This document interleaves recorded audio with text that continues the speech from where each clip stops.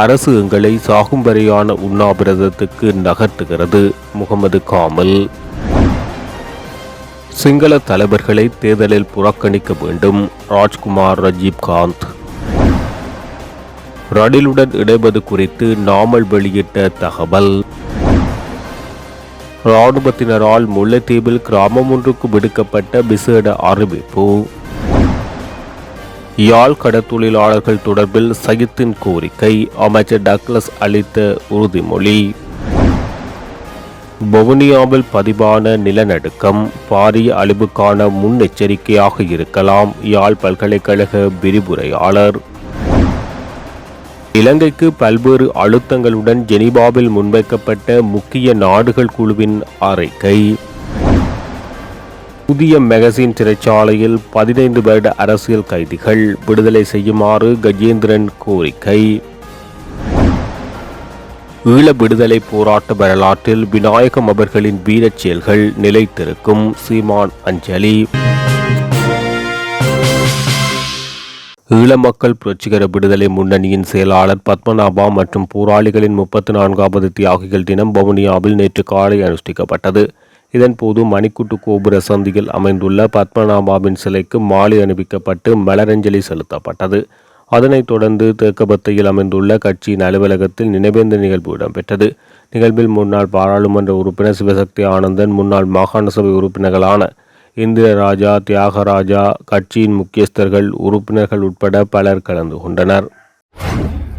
நியாயமான மற்றும் எங்களுக்கு வழங்குவதாக அரசால் வாக்குறுதி அளிக்கப்பட்ட பல்வேறு கோரிக்கைகள் நிவர்த்திக்குமாறு கூறி நாடு முழுவதிலும் உள்ள பல்கலைக்கழகங்களில் பணியாற்றும் ஊழியர்கள் கடந்த 50 நாட்களாக போராடி வரும் இன்றைய சூழலில் அரசும் சம்பந்தப்பட்ட நிர்வாகிகளும் கண்ணை மூடிக்கொண்டிருப்பது எங்களை சாகும் வரையான உண்ணாவிரதத்துக்குள் தள்ள எத்தனிப்பது போன்றுள்ளதாக தென்கிழக்கு பல்கலைக்கழக ஊழியர் சங்கத்தின் செயலாளர் முகமது காமில் தெரிவித்துள்ளார்.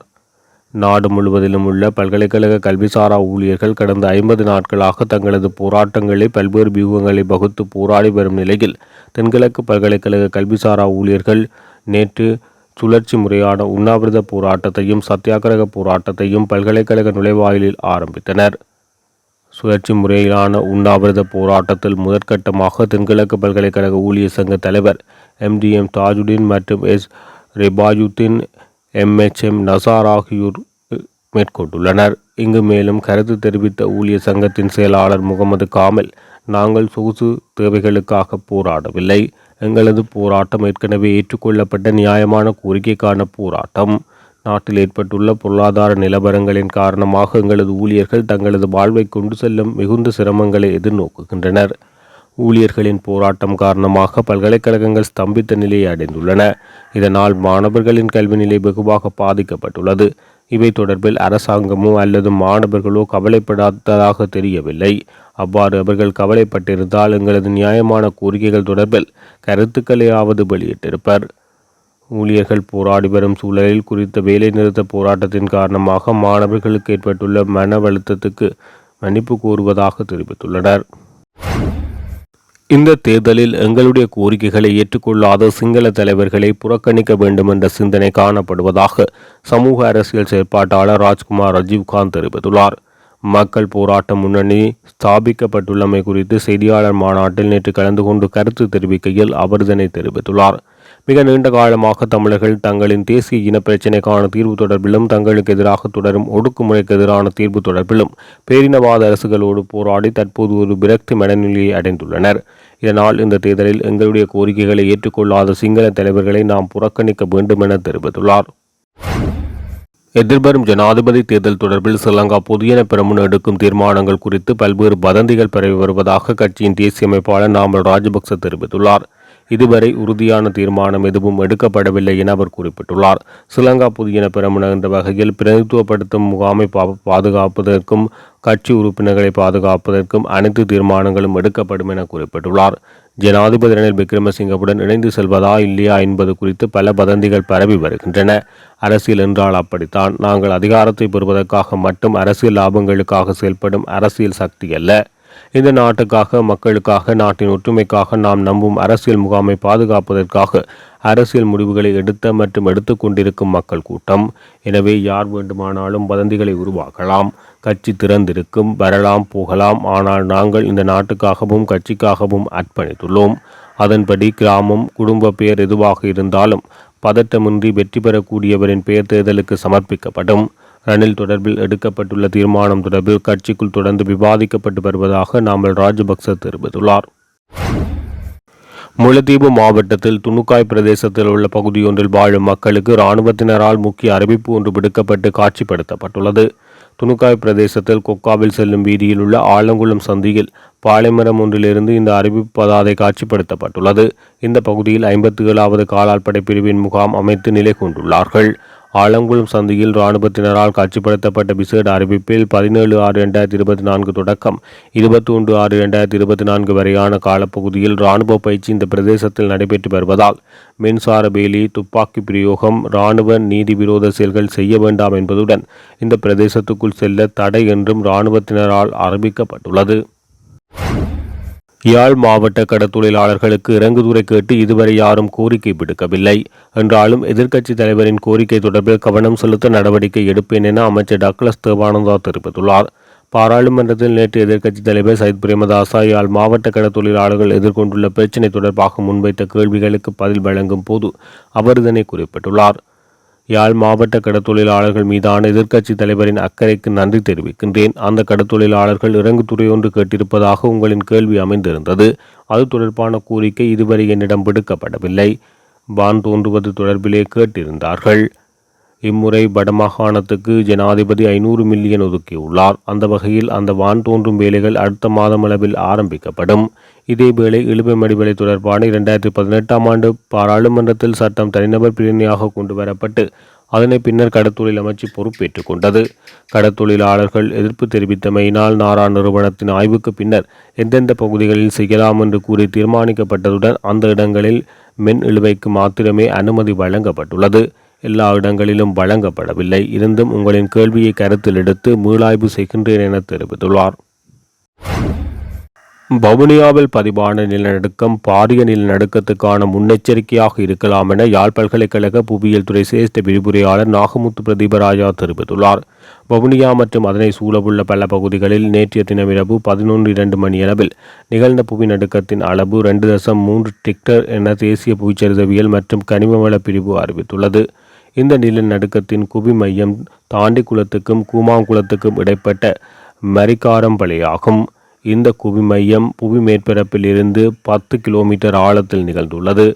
நேற்று காலை இது தொடர்பாக இட்ட பதிவில் கருத்துரைத்த அவர் பல கல்லகழ்வு செயற்பாடுகள் மற்றும் குழாய் கிணறு தோன்றுதல் செயற்பாடுகள் காரணமாக இந்த நிலநடுக்கம் தோன்றி இருக்கலாம் என தெரிவித்தனர். ஆனால் புவி நடுக்கத்துக்கும் இவைக்கும் எந்தவிதமான தொடர்பும் கிடையாது. வவுனியாவில் நிகழ்ந்த புவி நடுக்கம் 10 கிலோமீட்டர் ஆழத்தில் நிகழ்ந்துள்ளது. எனினும் இந்த கல்லகழ்வு மற்றும் குழாய் கிணறுகள் புவி மேற்பரப்பிலிருந்து வெறுமனே 100 மீட்டருக்குள்ளேயே நிகழ்கின்றன என்பதுடன் இவை வேறு சில பிரச்சனைகளை தோற்றுவிக்கும். பொதுவாக எதிர்வு கூற முடியாத இயற்கை அனர்த்தங்களில் புவிநடுக்கம் முதன்மையானது. உலகின் பல பிரதேசங்களில் நிகழ்ந்த பாரிய புவிநடுக்க நிகழ்வுகள் இரண்டாகவே நிகழ்ந்துள்ளன. முதலாவது மிக மெதுவானதாக வெறும் நடுக்கத்துடன் கூடியதாக அமைந்துள்ளது. இதனை உணர்ந்து கட்டுமானங்களை விட்டு வெளியே வந்து வெளிப்பிரதேசங்களில் நின்றால் மிக மோசமான பாதிப்பை ஏற்படுத்தக்கூடிய இரண்டாவது புவி நடுக்கத்திலிருந்து எம்மை பாதுகாக்கலாம். அண்மை கால பகுதியில் இலங்கையின் கடற்பிராந்தியங்களில் நிலப்பகுதிகளிலும் சிறிய அளவிலான நிலநடுக்கங்கள் அதிக அளவில் பதிவாகின்ற நிலையில் இவை எதிர்காலத்தில் மிகப்பெரிய அளவில் நிலநடுக்கங்கள் இடம்பெறலாம் என்பதற்கான சமிக்ஞைகளாகவே இதனை கருதலாம். அத்துடன் அனர்த்தங்கள் தொடர்பான விழிப்புணர்வை இலங்கையின் சகல பிரஜைகளுக்கும் வழங்க வேண்டும். ஐக்கிய நாடுகளின் மனித உரிமைகள் பேரவையில் இலங்கை தொடர்பான முக்கிய குழு தமது அறிக்கையை முன்வைத்துள்ளது. அதில் நிலைமாறு கால நீதி பொறிமுறைகள் சுயாதீனமானவை, பக்கசார்பற்றவை, வெளிப்படைத்தன்மை கொண்டவையாக இருக்க வேண்டுமென பாதிக்கப்பட்ட சமூகங்களின் எதிர்பார்ப்புகள் அவை பூர்த்தி செய்வதை உறுதிப்படுத்துமாறு இலங்கை அரசாங்கத்தை வலியுறுத்தியுள்ளது. ஜெனீவாவில் UNHRCயில் இலங்கை முக்கிய குழுவின் அறிக்கையை நேற்று கனடா, மலாவி, மெண்டனெகுரா, வடக்கு மெசிடோனியா, ஐக்கிய ராச்சியம் மற்றும் அமெரிக்கா சார்பாக ஐக்கிய ராச்சியத்தின் மனித உரிமை தூதுவர் டீட்டா பிரெஞ்ச் முன்வைத்துள்ளார். மனித உரிமைகளுக்கான ஐக்கிய நாடுகளின் உயர்ஸ்தானிகர் வோல்கர் டர்க் இலங்கையில் பலவந்தமாக காணாமல் ஆக்கப்பட்டோருக்கான பொறுப்பு கூறல் தொடர்பில் அண்மையில் வெளியிட்ட அறிக்கைக்கு நன்றி தெரிவித்து இலங்கை தொடர்பான முக்கிய குழு மனித உரிமை மீறல்கள் தொடர்பில் நீண்ட காலமாக தண்டனையில் இருந்து இலங்கை விடுபடுவதை அந்த அறிக்கை எடுத்துக்காட்டுவதாக சுட்டிக்காட்டியுள்ளது. பலவந்தமாக காணாமல் போதல் மற்றும் அதனால் ஏற்படும் துன்பங்கள் அனைத்து சமூகங்கள் மீதும் ஏற்படுத்தப்படும் தாக்கங்களை நிவர்த்தி செய்வதற்கு இலங்கை அரசாங்கம் உரிய முறையில் செயற்பட வேண்டும். பயங்கரவாத எதிர்ப்பு மற்றும் இணைய பாதுகாப்பு தொடர்பான சட்டங்கள் உட்பட இலங்கையினால் உருவாக்கப்பட்டு நடைமுறைப்படுத்தப்படும் எந்தவொரு புதிய சட்டமும் மனித உரிமை கடமைகளை நிறைவேற்றுவது மற்றும் அனைவருக்கு கருத்து சுதந்திரத்தை பாதுகாப்பது என்பனவற்றுக்கு முக்கியத்துவத்தை வழங்க வேண்டும் என அந்த குழு குறிப்பிட்டுள்ளது. அத்துடன் நீதித்துறை சுதந்திரம் மற்றும் நாட்டின் சட்ட நிறுவனங்களின் சுதந்திரம் மற்றும் வெளிப்படைத்தன்மை ஆகியவற்றை பாதுகாப்பதன் அவசியத்தை நாங்கள் வலியுறுத்துவதாக அந்த அறிக்கையில் கூறப்பட்டுள்ளது. புதிய மெகசின் சிறைச்சாலையில் 15 வருடங்களுக்கு மேலாக உள்ள அரசியல் கைதிகள் மன உளைச்சலுக்கு உள்ளாகியுள்ளனர் என்பதுடன் அவர்கள் உடனடியாக விடுதலை செய்யப்பட வேண்டும் என தமிழ் தேசிய மக்கள் முன்னணியின் பாராளுமன்ற உறுப்பினர் செல்வராசா கஜேந்திரன் தெரிவித்துள்ளார். புதிய மெகசின் சிறைச்சாலையில் உள்ள அரசியல் கைதிகளை நேற்று நேரில் சென்று சந்தித்த பின் ஊடகங்களுக்கு கருத்து தெரிவிக்கையில் அவர் இதனை தெரிவித்துள்ளார். புதிய மெகசின் சிறைச்சாலையில் கடந்த 15 வருடங்களுக்கு மேலாக அரசியல் கைதியாக விளக்க முறையில் தடுத்து வைக்கப்பட்டிருக்கும் மொரிசன் அழைக்கப்படும் கிருபாகரன் உள்ளிட்ட அரசியல் கைதிகளை நேற்று புதன்கிழமை சந்தித்து கலந்துரையாடினேன். குறித்த அரசியல் கைதிகள் மிகுந்த மன உளைச்சலுக்கு உள்ளாகியுள்ளனர். சுமார் 15 வருடங்களுக்கு மேலாக அவர்கள் சிறைக்கூடங்களில் வாழ்கின்ற போதும் அவர்களை விடுதலை செய்வதற்கான நடவடிக்கைகள் எடுக்கப்படாமல் அவர்கள் மீது புதிதாக வழக்குகள் தொடுத்து அவர்களை சிறைச்சாலைக்குள்ளேயே மரணிக்க செய்ய வேண்டும் என்பதன் அடிப்படையில் அரசாங்கம் செயல்பட்டு வருகிறது. பயங்கரவாத தடைச்சட்டம் என்பது சர்வதேச விதிமுறைகளுக்கு மேலான ஒரு கொடிய சட்டம்.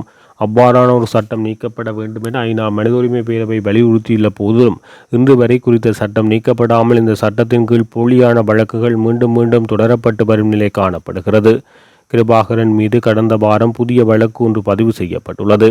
கடந்த 29 வருடங்களுக்கு முன்னர் 19 வயதில் கைது செய்யப்பட்ட நபர்கள் ஆயுள் தண்டனை வழங்கப்பட்டு சுமார் 2 ஆயுள் தண்டனை காலம் முடிவடைந்துள்ள நிலையிலும் இன்னும் அவர்கள் விடுதலை செய்யப்படவில்லை. எனவே இவர்கள் அனைவரும் உடனடியாக விடுதலை செய்யப்பட வேண்டும் என எமது கோரிக்கை என அவர் குறிப்பிட்டுள்ளார். உலக நாடுகளை வியக்க செய்த விடுதலை புலிகளின் கட்டுநாயக்க விமான படைத்தள தாக்குதலை வெற்றிகரமாக நடாத்திய விநாயகம் என அழைக்கப்படும் கதிர்காம சேகரம் பிள்ளை விநாயகமூர்த்தி அவர்களின் வீர செயல்கள் ஈழ விடுதலை போராட்ட வரலாற்றில் என்றென்றும் நிலைத்திருக்கும்.